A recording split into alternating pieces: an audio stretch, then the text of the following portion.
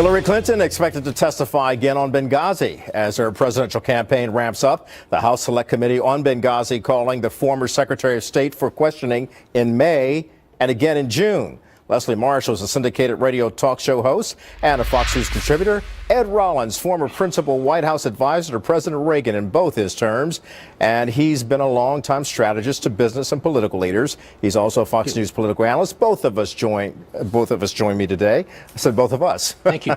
All right. Well, let's talk about Hillary Clinton right now. She is facing 2 hearings before a congressional committee, as you know. Will we ever, however, know what Hillary Clinton, in her role as Secretary of State, knew or did not know about the 9/11 attack on the U.S. consulate in Benghazi that killed 4 U.S. citizens, including the U.S. ambassador to Libya? Leslie, we'll start with you. There have been 7 hearings, 50 briefings, 7 investigations, 13 hearings, 50 briefings, 25,000 pages of documents.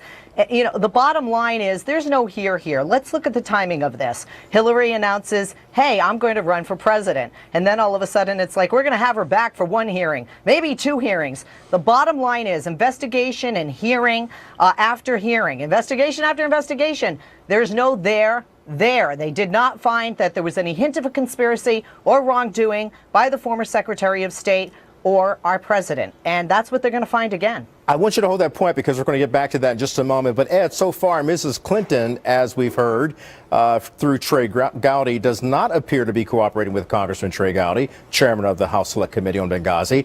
He requested that Clinton turn over her private email account while serving as Secretary of State. She has not done that, and she declined to meet in private for a transcribed interview with committee members about her emails. So what can the Benghazi Select Committee expect from her during these public hearings? Well, is there a there? Well, they'll continue to press, and obviously this is an opportunity for her to tell the full story that she has not cooperated.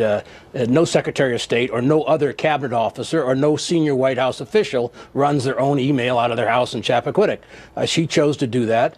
She's not been cooperative. I would think if I was running for president, and no offense to my counterpart here, she announced a week ago, two weeks ago, that she's running for president. We all assumed she was, but these hearings have been in play for a very long period of time. This is an opportunity for her to step forward, tell the full story. The full story was not told. Instantaneously after this occurred, Susan Rice, the National Security Advisor today, who was the UN ambassador, went on 5 television shows and basically misled the American public by saying this was not a terrorist attack. This was all about a video, and that's all been disproved. I think this is very important. An American ambassador was killed. 3 other Americans were killed. We need to get to the bottom line. And no one's saying Hillary Clinton basically did it or didn't do anything, but let's just get all the facts out, and she clearly is the one who can help get that done. So, Leslie, let's circle back then. Is there a there when Hillary Clinton, for all intents and purposes, appearing not to be as transparent as she would have the public believe? I think that what this reminds me of a movie years ago. I think it was called The Contender with Joan Allen, in which there was a video that she was accused of being in, and she wasn't in, and everybody said, why don't you just say it's not you?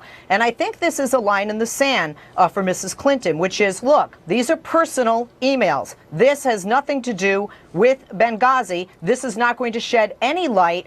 And quite frankly, do we really have, when she has been acquitted, if you will, by a jury of Republicans over and over, if they haven't found the answers? Ed, you said, with all due respect, that she hasn't answered, all the questions. Well, maybe they're not asking the right questions if she hasn't answered all the questions. Why aren't they doing their job more effectively? I mean, really, shouldn't have there just been one investigation, bada bing, bada boom, get all the questions out, get all the answers there? Why are we going back again and again? If they feel material and information is missing, then they're not asking perhaps the right questions. I go back to the option that she does not have the right, or no person in government, when you work in government, you make a determination that your public, you don't have such a thing as a private emails. Those are going back and forth to your husband or what have you. Anything that relates to the government is supposed to be done on a government computer. There's very clear rules and regulations, and she has never been forthcoming. And at the end of the day, on anything that they've ever done, and we're now going to have another whole round of issues on the Clinton Foundation and what have you. And if she wants to be a serious candidate, and I think she is a serious candidate, she's got to basically offset. 2 public polls now, basically, Fox and Quinnipiac say the American public do not believe that she's an honest person.